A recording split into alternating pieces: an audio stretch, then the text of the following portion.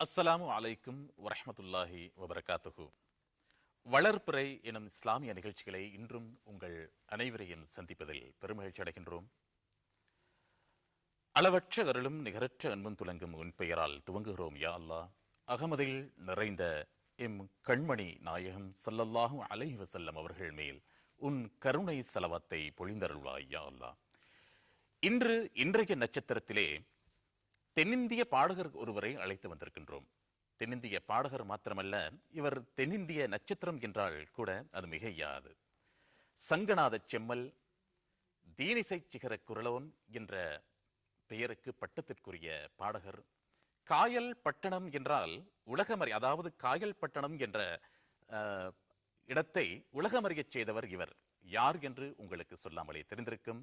சங்கநாத செம்மல் அல்ஹாஜ் காயல் பட்டணம் ஷேக் முஹம்மது அவர்கள் இதோ எங்கள் முன்னிலையிலே இன்றைய நட்சத்திரமாய் வந்திருக்கின்றார். அஸ்ஸலாமு அலைக்கும். வலைக்கும் அஸ்ஸலாம். சங்கநாத செம்மல் அவர்களே, இன்று இந்த நிலையத்திற்கு நீங்கள் வருகை தந்தது பெருமகிழ்ச்சிக்குரிய விடயம். இன்று வளர்பிறை எனும் இந்த நிகழ்ச்சிகளே இன்றைய நட்சத்திரமாய் உங்களை இங்கே ரசிகர்கள் பார்த்து கொண்டிருக்கிறார்கள். அதாவது நீங்கள் இசை சிகரம் என்றால் தீனிசை சிகரங்களில் நாங்கள் இருவரை சந்தித்திருக்கின்றோம். ஒருவர் நாகூர் EM ஹனீஃபா என்றால் அவருக்கு பிறகு பேசப்படுகிறவர் நீங்கள் என்பது நாங்கள் அறிந்த உண்மை. எனவே உங்கள் அனுபவங்களை பற்றி எங்களோடு பகிர்ந்து கொள்வதற்கு நாங்கள் ஆசை கொள்கிறோம். அதாவது ஒரு கலைஞனுடைய ஆரம்ப வாழ்க்கை மிகவும் கடினமாகத்தான் இருந்திருக்கும் அநேக மாணவருடைய. உங்களுடைய வாழ்க்கை, அதாவது இந்த கலை உலகில் நீங்கள் காலடி எடுத்து வைக்கும் பொழுது உங்கள் அனுபவங்கள் எப்படி இருந்தது என்பதை பற்றி நீங்கள் எங்களோடு பகிர்ந்து கொள்ள வேண்டும். அதை சொல்லுங்கள். என்னுடைய இந்த முன்னேற்றம் என்னுடைய தகப்பனார் கொடுத்த ஒரு பெரிய முன்னேற்றம். அவர்கள் கொஞ்சம் சங்கீதத்தில் கொஞ்சம் ஆர்வம் உள்ளவர்கள். என்னுடைய குரல் அமைப்பு நல்லா இருந்தபடியால் அவர்கள் நம்ம பிள்ளைய சங்கீதம் படிக்க வைக்க வேண்டும், இன்னும் இந்த நாடு போற்ற வேண்டும் என்ற எண்ணத்தில் கொண்ட என்னுடைய தகப்பனாருக்கு நான் எவ்வளவு செய்தாலும் நன்றி கடன் ஆகாது. அவர்தான் என்னை ஒரு பெரிய பாடகராக ஆக்கினார்கள். திருச்செந்தூரில் பொன்னுசுவாமி என்ற பாகவதரிடம் ஒரு வருஷ காலமாக சப்த சுரங்கள் பயின்றேன். பயின்ற பிறகு இரண்டாவதாக அவரை விட உயர்ந்த வாத்தியார் ஆசான் ஒருவாள் கன்னியாகுமரி பக்கம் இரணியல் என்ற ஊரில் என் செல்லப்பா அண்ணாவி என்று சொன்னவர். அவரும் KV மகாதேவனும் இரண்டு பேருமே பூதப்பாண்டி அர்ணால அண்ணாவிடம் சிச்சை கற்றுக்கொண்டார்கள் சிஷியர்கள். அவர்களிடத்தில் நான் KV மகாதேவன் இசையமைப்பாளராக சென்றுட்டார். இவர் நாதசுர வித்வான். இவரிடம் சென்றால் சுரமும் கற்றுக்கொள்ளலாம், சாகித்யமும் கற்றுக்கொள்ளலாம். அப்படி அங்கு ஒரு 2 வருஷம் பாடினேன். பாடி அப்படியே மெட்ராஸு, சின்ன பிள்ளை தானே, அப்படியே பாடி மெட்ராஸு அந்த பக்கம் போயிட்டேன். என்னுடைய சேலத்துக்கு வந்தேன். சேலத்தில் வந்து பல நிகழ்ச்சிகள் ஒத்தியாலேயே வந்து பல நிகழ்ச்சிகள் பண்ணி கொண்டிருந்தேன். நிகழ்ச்சிகள் பண்ணி கொண்டிருக்கும் பொழுது ஆரம்பத்திலே நீங்கள் இஸ்லாமிய கீத பாடல்களை தான் பாடிக்கொண்டிருந்தீர்களா அல்லது? இல்லை, இஸ்லாமிய பாடல்களை பாடுவேன். ஆனால் சினிமா பாடல்கள் அதிகமாக பாடுவேன். ஏன்னா அந்த சமயங்களில் வந்து எந்த சினிமா வந்தாலும் சரி அதனுடைய பாட்டை அப்படியே எடுத்து அப்படியே பாடிடுவேன். குரல் அதே மாதிரி பாடுவேன். சுமார் எத்தனை வயது அளவில் நீங்கள் எதா இருந்தாலும் சரி? எத்தனை வயது அளவில் பாட ஆரம்பிக்கும் பொழுது உங்களுக்கு வயது? எனக்கு பாட ஆரம்பிக்கும் போது கரெக்டாக ஒரு 20 வயசுட்டு இருக்கும், 18 வயசுட்டு இருக்கும். ஆனால் நான் பள்ளிக்கூடத்தில் பாடும்போதெல்லாம் 9 வயசு 10 வயசுல ஆரம்பிச்சிட்டேன். அபிஷேகம்லாம் போய் பெரிய புகழ் தான் வந்துச்சு. எந்த பாட்டாக இருந்தாலும் சரி உடனே சினிமா பாட்டு பாடுறேன். ஆர்கெஸ்ட்ரா அதில் என்னை தனியாக கூப்பிட்டு 4 பாட்டு பாடணும்பாங்க. பாடி அதுக்கப்புறம் இஸ்லாமிய ஸ்டேஜுக்கு வந்தேன். இஸ்லாமிய ஸ்டேஜுக்கு வரும்போது தான் என்னுடைய சொந்த பாடலாக ஃபஸ்ட்டு எனக்கு முதல்ல ஊக்கம் தந்தவர் வெள்ளிசை மன்னர் MS விஸ்வநாதன் சார் அவர்கள். அதாவது முதல் இஸ்லாமிய கீத பாடல் முதல் திரைப்பட பாடலுக்கு. ஏன்னா இஸ்லாமிய பாடலை பாடுவதற்காக நான் சென்னை சென்றிருந்த போது கிஸ் மாஸ்டர் வாய்ஸில் நான் பாடுவேன்னு சொன்னால் அவங்க நம்பிக்கைப்படலை. அதனால் அவங்க தரவும் இல்லை. சரின்னு விட்டுட்டு வந்துட்டேன். 2-3 வருஷம் அலைஞ்சி விட்டு வந்துட்டேன். சந்தர்ப்பம் கிடைக்கல. ஏன்னா அவங்க சரியானபடி ஒரு பெரிய இதை பார்க்குறாங்க. அப்போ சரின்னு சொல்லி வந்தாச்சு. அப்போ உடனே அதாவது நீங்க ஆரம்பத்தில் முயற்சி செய்தது செஞ்சுக்கிட்டு கிடைக்கல. திரைப்படத்தில் பாடுவதற்கு தான் உங்கள் முதல் முயற்சி. திரைப்படத்தில் பாட பிறகு தான் இஸ்லாமிய கீதம். இஸ்லாமிய கீதம். உடனே அவன் தெரிஞ்சுக்கிட்டான். அப்போ சிரித்து வாழங்கிற திரைப்படத்தில் மெல்லிசை விஸ்வநாதன் சார் அவர்கள் எனக்கு தந்தாங்க. அதெல்லாம் சொல்கிறதா இருந்தால் நிறைய நேரம் ஆகும். அவருங்க என்னுடைய குரலை பார்த்துட்டு அந்த பாடலை தந்தாங்க. அதாவது நீங்கள் அவருக்கு பாடி காட்டினீர்களா அல்லது அந்த காட்டுங்க நிகழ்ச்சி அதாவது எம்.எஸ். விஸ்வநாதனுடைய பிறந்த நாள் விழா ஏற்காட்டில் நடந்துச்சு. நடக்கும் பொழுது பணக்காரர்களுக்கு பூரா அழைப்பு கொடுத்துருந்தாங்க. அதில் ஒரு பணக்காரர் ஷேக்கு வாரியா போவோம், என்ன எங்கே வராது இல்லை வா போகலான்னு கூட்டிகிட்டு போயிட்டாங்க. கூட்டு போன டிஎம் சௌந்தரராஜன் சுசீலாலாம் பாடிட்டு இருந்தாங்க. பாடிட்டு இருக்கும்போது இவர் சொன்னார், 2-3 தடவை சொல்லி அவர் ஆசிரியர் பாப்பாண்டாரு. 3ஆவது தடவை சொன்னார், உங்கள் பேரில் ஒரு பாட்டை கட்டி வச்சிருக்கிறாரு, அதை பாடணும் பிரியப்படுறவன. அது எத்தனையாம் ஆண்டு உங்களுக்கு ஞாபகம் இருக்கிறது? 1972. 72. பாட்டு பாடோட சரின்னு சொல்லிவிட்டு சரி ஓகே போய் பாடுங்க அப்படின்றாரு. சௌந்தரராஜன் சுசீலாலாம் உட்காந்துருக்காங்க. அப்போ அந்த பாடலை ஒரு பாடலை எனக்கு ஒன்றும் தெரியாது. ஹாஜி இஎம் ஹனீஃபா அவர்கள் பாட்டு தான் அவர்கள் ஏன்னா அப்போ நான் வரையிலேயே. அப்போ அந்த பாட்டை அதை கொஞ்சம் எங்கள் ரசிகர்களுக்காக இப்பொழுது நீங்கள் விஸ்வநாதன் அவர்கள் முன்னிலையில் பாடிய அந்த பாடலை இப்பொழுது பாடி காட்ட வேண்டும். திக்கு திகந்தமும் கொண்டாடியே வந்து தீன் கூறி நிற்பர் கோடி,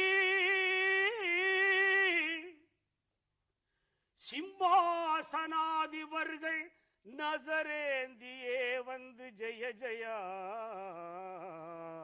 என்பர் கோடி. ஹக்கனருள் பெற்ற பெரியோர்கள் ஒலிமார்கள் அணியணியாய் நிற்பர் கோடி, அஞ்ஞான வேறறுத்திட்ட மெஞ்ஞானிகள் அனைந்தருகள் நிற்பர் கோடி. தக்க பெரியோன் அருள் தங்கியே நிற்கின்ற இந்த இடத்துல தக்க பெரியோன் அருள் தங்கியே நிற்கின்ற தவராஜ செம்மேருவே, தயவு வைத்தனையாடும் தயவு வைத்து எம்பத் விஸ்வநாதனையாடும் சர்க்குணம் குடிகொண்ட ஷாகுல் ஹமீத் அரசரே, ஷாகுல் ஹமீத் அரசரே உம்மை அந்த பாடலை பாடினேன். அவருக்கு வாழ்த்தி அவருடைய பெயரையும் சேர்த்து பாடிவிட்டீர்கள். பேட்டோட அவர் ரொம்ப சந்தோஷம். உடனே சொல்லிட்டார், அடுத்த வாரம் உனக்கு படத்துல பாடுறியான்னு கேட்டாரு. சார் பாடுறேன் சார். ஆனா பாடுனா நான் எம்ஜிஆருக்கு தான் பாடுவேன், அதுலயும் ஒரு இது பாடுவேன் அப்படின்னு சொன்னேன். சொன்ன சரி ஓகே அப்படின்னு வந்துட்டேன். அதுக்கப்புறம் சரின்ட்டு ஊருக்கு வந்து இருக்கும்போது ஒரு வாரத்தில் ஃபோன் அடிக்கிறார் எம்எஸ் வீட்டுக்கு. வீட்டுக்கு அந்த காலத்தில் ஃபோன் கிடையாது, போஸ்ட் ஆஃபீஸ் தான் இருக்கும். போஸ்ட் ஆஃபீஸில் சொல்லி ட்ரங்கால் போட்டு அவர் போஸ்ட் மாஸ்டர் கூப்பிட்டு வந்து மறுபடியும் ட்ரங்கால் போட்டு தான் பேச முடியும். அப்படியே விஸ்வநாதன் பேசணும், உடனே போஸ்ட் மாஸ்டரே ஓடி வர்றார் வீட்டுக்கு. அது சொன்னார். போனேன், பாடினேன். பாடி சிரித்து வாழ வேண்டும் 100ஆம் நாள் பெரிய தூள் கிளப்பிட்டு கிளப்புன உடனே கிறிஸ்மாஸ் வயசுக்காரன் கொலம்பியா எல்லாம் சார் சார் எனக்கு கொடுங்க சார் எனக்கு கொடுங்க சார்ன்னு தன்னால் வந்தான். அதுக்கப்புறம் தான் ஈச்சமூர்த்தியின் பச்சோலை. அதுக்கு பிறகு நீங்கள் இஸ்லாமிய பாட வேண்டும் என்ற ஆர்வம் ஏற்பட்டு இருக்கிறது. அதுக்கப்புறம் அபூர்வ ராகங்கள் கைகொட்டி சிரிப்பார்கள். அதாவது ஈச்சை மரத்து இன்பச் சூழலில் தான் இலங்கை வானொலிகளே அன்று நாங்கள் சிறுவர்களாக இருக்கும் பொழுது அடிக்கடி எமது காதிலே ஒலித்த பாடல் அது. அது யாராலும் மறக்க முடியாது. அந்த ஈச்சை மரத்தை பற்றி சற்று ஒரு 2 வரிகள் சொல்லுங்கள். அகில உலகமெல்லாம் என்னை அறிமுகப்படுத்தியது இலங்கை ரேடியோ நிலையம் தான். அந்த ஈச்ச மரத்தை போட்டு உலகமெல்லாம் அறிமுகப்படுத்த அந்த ஈச்ச மரத்தினுடைய பாடலை தமிழ்நாட்டில் கூட ஓரளவு தான் போடுவாங்க. இப்போ நிறைய போடுறாங்க. ஆனால் என்னை அறிமுகப்படுத்தினது வந்து இலங்கை வானொலி நிலையம், மறக்க முடியாது. இன்று இலங்கை தொலைக்காட்சிகளை உங்களை பார்த்து கொண்டிருக்கிறார்கள், அதுவும் பெரும் மகிழ்ச்சிக்குரிய விடயம். ஈச்சை மரத்து இன்பச் சோலைகள், ஈச்சை மரத்து இன்பச் சோலையில்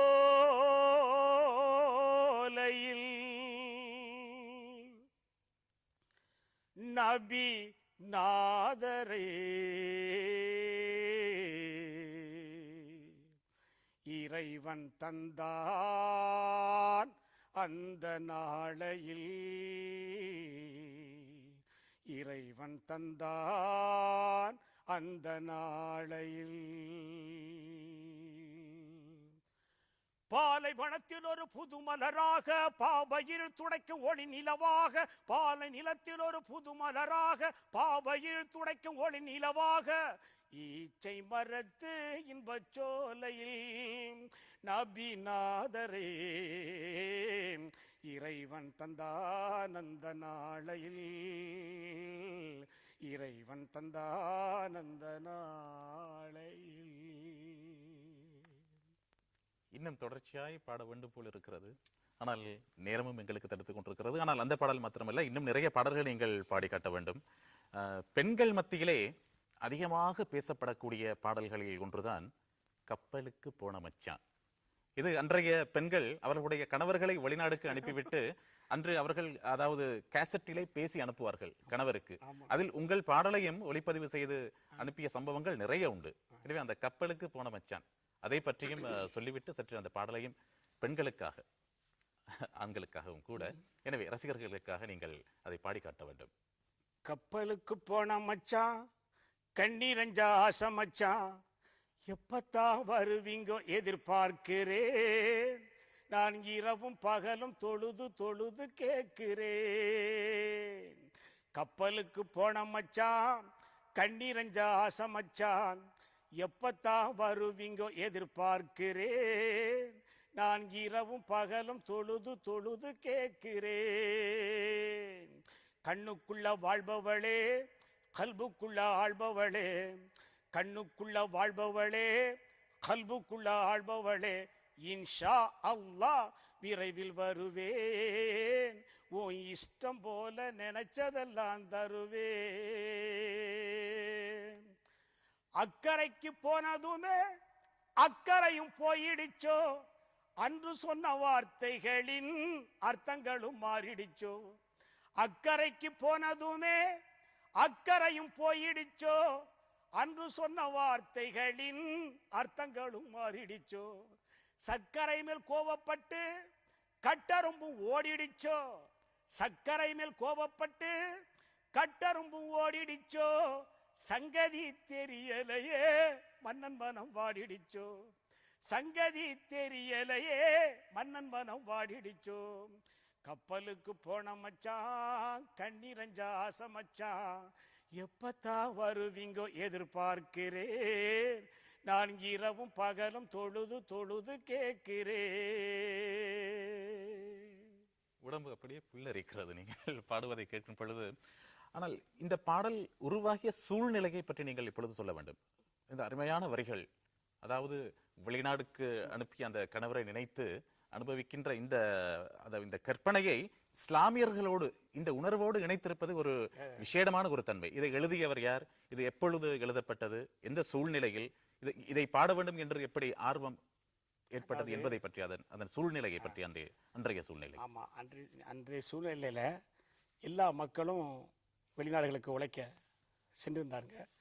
உழைக்க சென்ற சமயத்தில் கஷ்டப்படுறது, கொள்வது, பணத்தை ஏமாத்திட்டு போயிடுறது, அப்புறம் அங்கே போய் சொன்ன வேலை கிடைக்காம திண்டாடுறது, அப்புறம் வரது என்ன செய்யணும்னு சொன்ன நாளை பிற்படுத்துறது.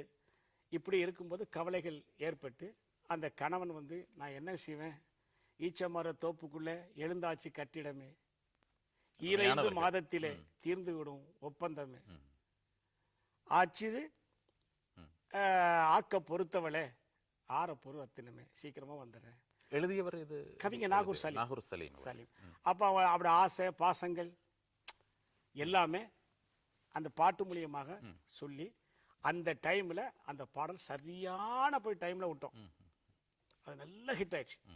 ஈச்சை மரம் மாத்திரமல்ல, இந்த கப்பலுக்கு போன மச்சான் பாடல் கூட இலங்கை வானொலிகளே அடிக்கடி ஒலித்த பாடல்களில் ஒன்று. ஆமாம், அதிகமாக அன்று நாங்கள் சின்ன சிறு வயதிலே நாங்கள் இந்த பாடலும் கூட அடிக்கடி கேட்டதுண்டு.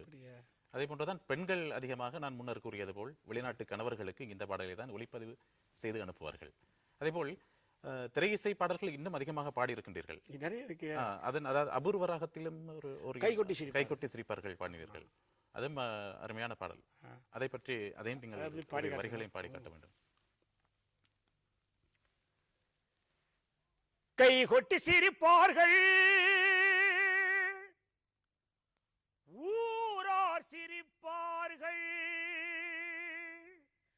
விளையாட்டு கல்யாணமே தரும் விபரீத உறவாகுமே,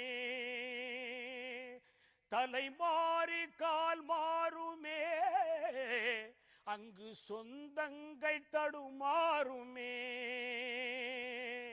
கை கொட்டி சிரிப்பார்கள், ஊரார் சிரிப்பார்கள், வீணை தன்னாரம்பை விரல் மீட்டும் போது மிருதங்க ஒலி தோன்றுவான், விளக்கேற்றி எடுத்து பகல் நேரம் வைத்தால் விளைகின்ற ஒளி தோன்றுமா.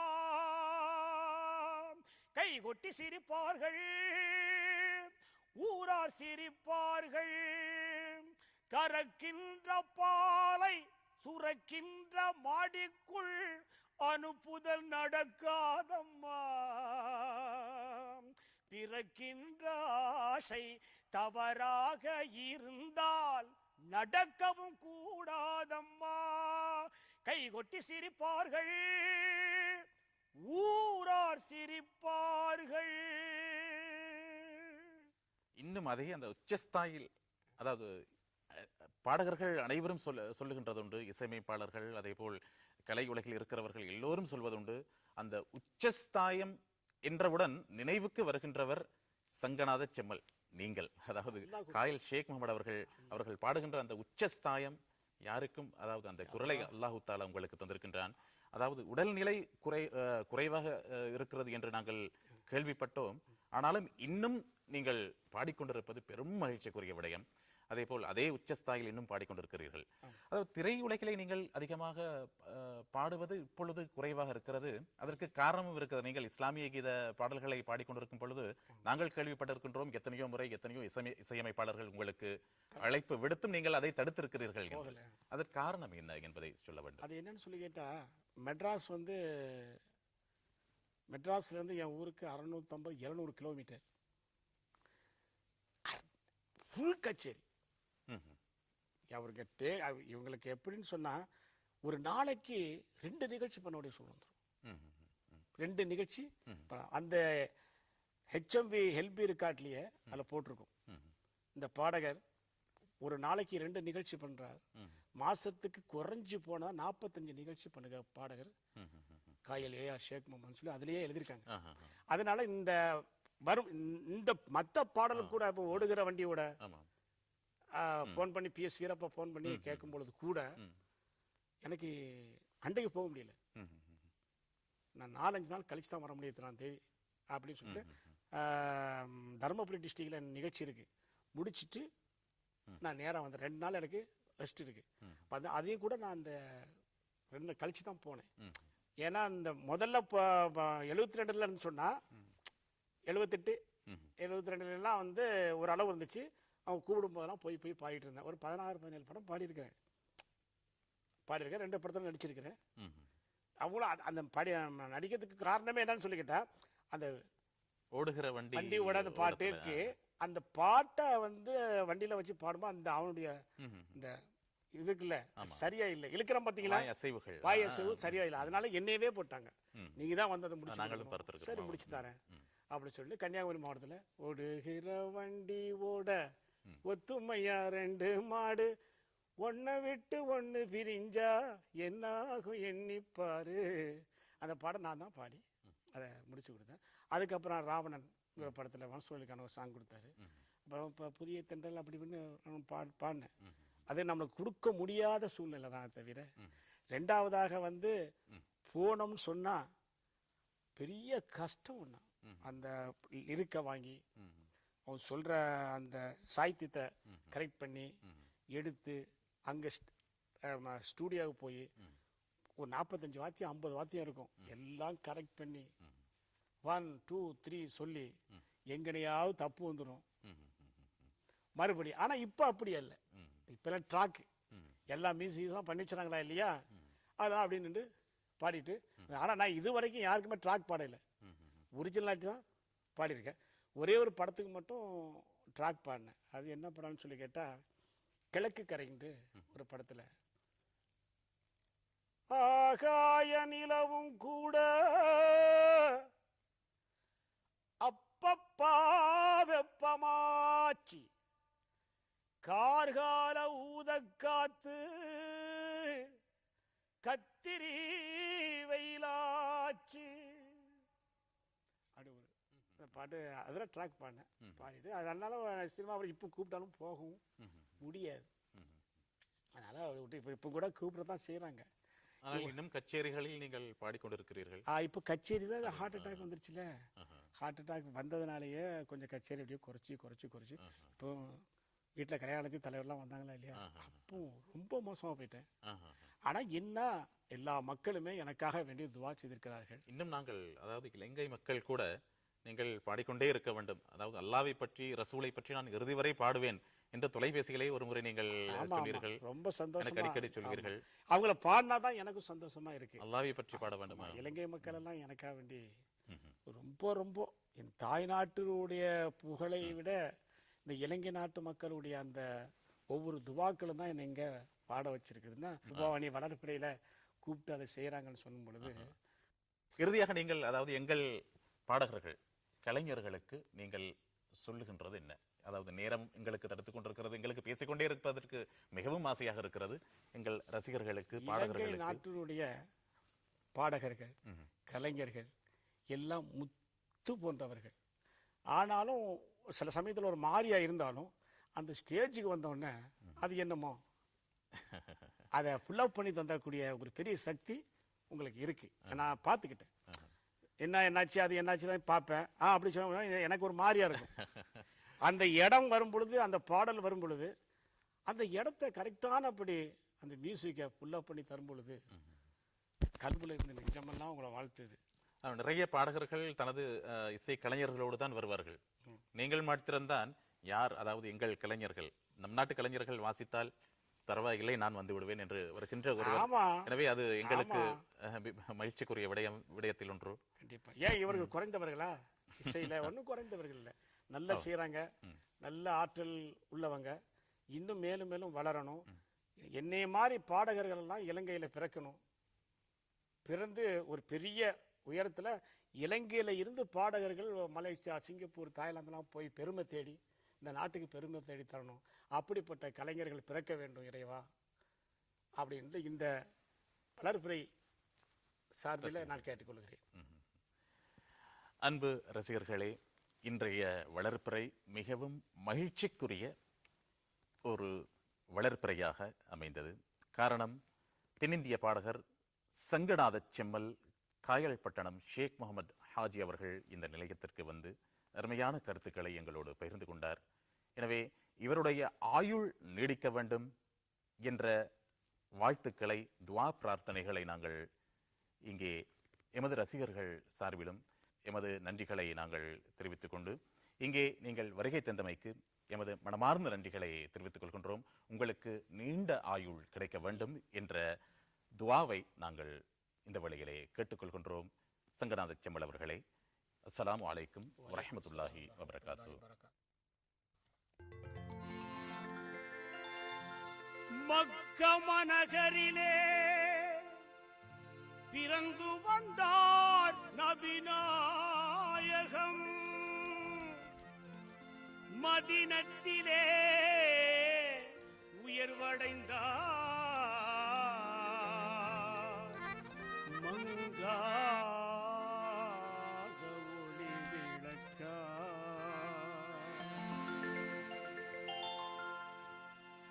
மக்கா நகரில் பிறந்து வந்தார் நபிநாயகம், நபிநாயகம், நபிநாயகம். மக்கா நகரில் பிறந்து வந்தார் நபிநாயகம், நபிநாயகம். மதீனத்திலே உயர்வடைந்தார் மங்காத ஒளி விளக்காய். மக்கா நகரில் பிறந்து வந்தார் நபிநாயகம், நபிநாயகம், நபிநாயகம்.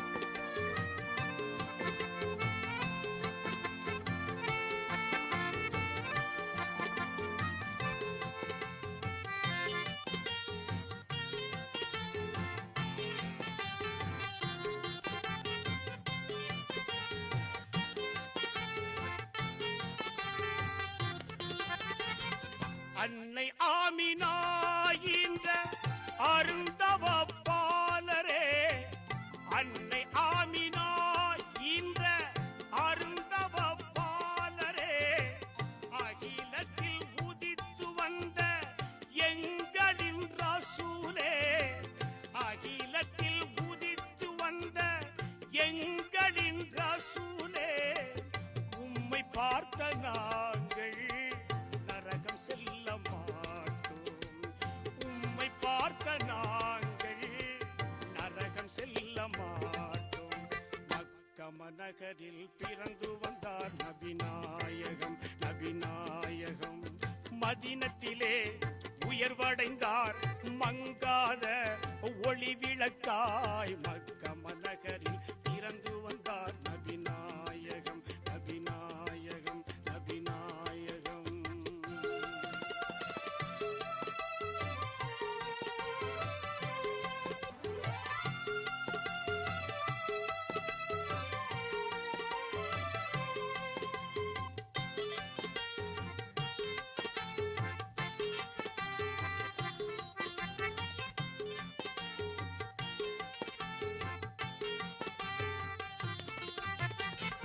கதிஜ நாயகியின் அருமையான கணவரே. கதிஜ நாயகியின் அருமையான கணவரே. அகிலத்தில் பெண்களெல்லாம் போற்றுகின்ற யா நபியே. கதிஜ நாயகியின் அருமை எங்கள் கணவரே. அகிலத்தில் பெண்களெல்லாம் போற்றுகின்ற மாநபியே. உம்மை பார்த்த நாங்கள் நரகம் செல்ல மாட்டோம். உம்மை பார்த்த நாங்கள் நரகம் செல்ல மாட்டோம். மக்கம நகரில் பிறந்து வந்தார் நபிநாயகம் நபிநாயகம் நபிநாயகம். மதீனத்திலே உயர்வடைந்தார் மங்காத ஒளி விளக்காய். மக்கம நகரில் பிறந்து வந்தார் நபிநாயகம் நபிநாயகம் நபிநாயகம்.